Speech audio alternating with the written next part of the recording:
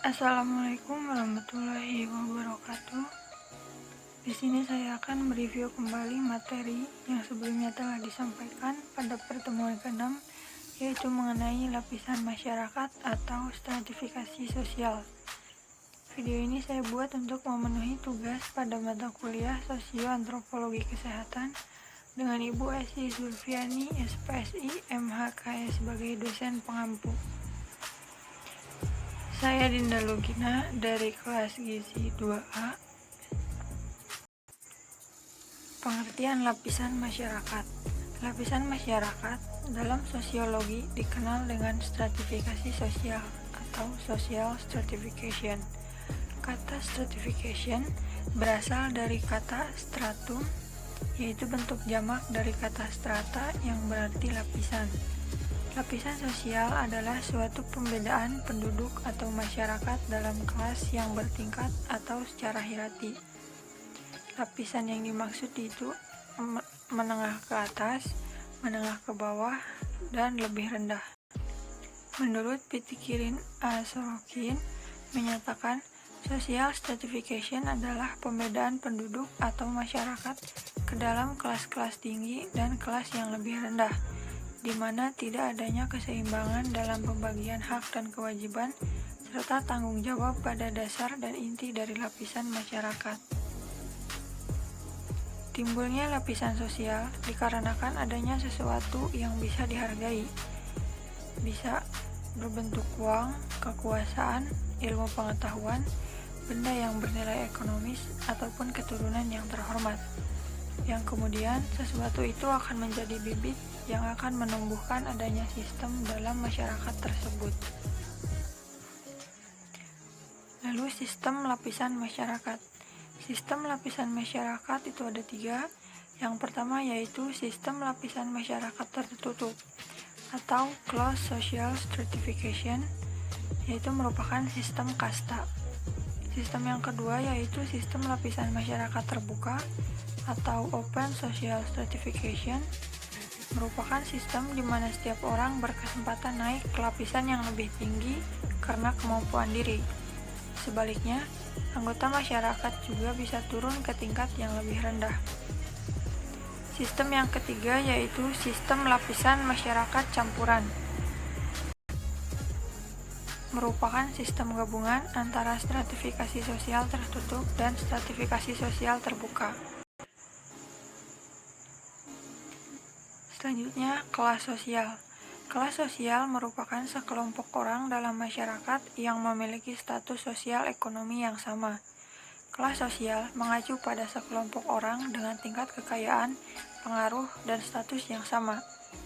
Konsep kelas sosial sebagai sekumpulan individu dalam keadaan ekonomi yang sama telah banyak digunakan dalam sensus dan mobilitas sosial. Status sosial. Menurut Roach and Warren, dalam status sosial atau pokok individu, kedudukan atau status adalah suatu posisi seseorang dalam satu kelompok sosial, di mana setiap orang dalam pergaulannya mempunyai beberapa status sosial atau case status.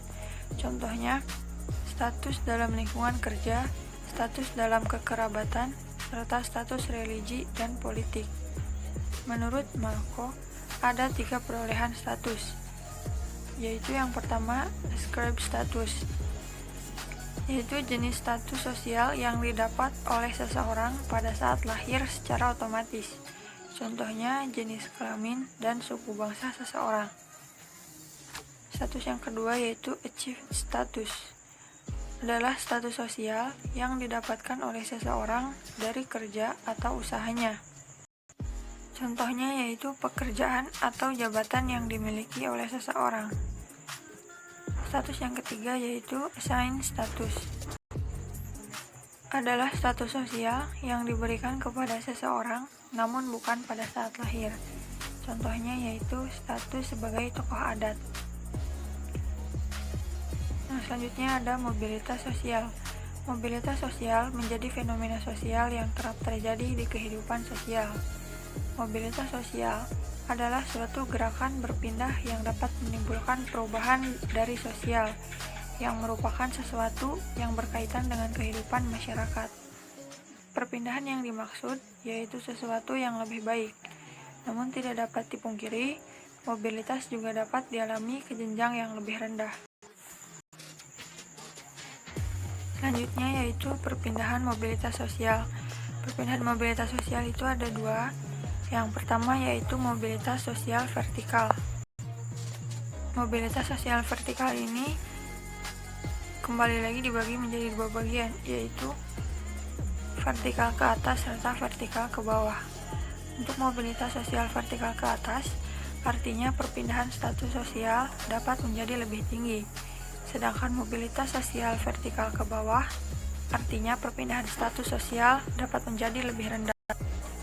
Contohnya yaitu social climbing, merupakan keadaan yang ditandai dengan naiknya status sosial seseorang yang lebih tinggi lagi, atau terbentuknya suatu kelompok yang lebih tinggi dari lapisan sosial yang sudah ada sebelumnya. Perpindahan mobilitas sosial yang kedua yaitu mobilitas sosial horizontal, yaitu perubahan status sosial yang dialami seseorang atau sekelompok di mana tidak akan mengubah derajat sosialnya, akan tetapi sejajar seperti sebelumnya. Biasanya terjadi pada perpindahan warga negara atau pindah lokasi penugasan tanpa mengubah jabatan dan lain-lain. Faktor pendorong mobilitas sosial. Faktor pendorong yang pertama yaitu struktural, berkaitan dengan seseorang untuk dapat menempati sebuah kedudukan dan kemudahan untuk memperolehnya. Faktor yang kedua yaitu individu, disebabkan oleh faktor individu jika pengetahuan dan keterampilan seseorang, karena manusia lahir dengan ciri khas masing-masing. Faktor yang ketiga yaitu ekonomi. Kondisi ekonomi yang baik membuat masyarakat mudah memperoleh modal pendidikan dan kesempatan yang lebih baik. Faktor yang keempat yaitu politik, dan faktor yang terakhir yaitu kependudukan. Penambahan penduduk dapat mempersempit lahan pemukiman dan mengakibatkan kemiskinan, sehingga peluang pun menjadi besar. Faktor penghambat mobilitas sosial itu ada tiga. Yang pertama ada diskriminasi, lalu ada adanya kemiskinan, serta yang ketiga itu ada stereotip gender. Dampak mobilitas sosial, ada dampak positif dan dampak negatif. Untuk dampak positifnya sendiri yaitu mempercepat tingkat perubahan sosial ke arah yang lebih baik dan meningkatkan stabilitas sosial pada suatu masyarakat. Untuk dampak negatifnya sendiri yaitu konflik sosial, dapat menimbulkan persaingan, serta dapat menimbulkan terjadinya gangguan risiko psikologi. Mungkin cukup sekian review materi dari saya, kurang lebihnya mohon maaf. Wassalamualaikum warahmatullahi wabarakatuh.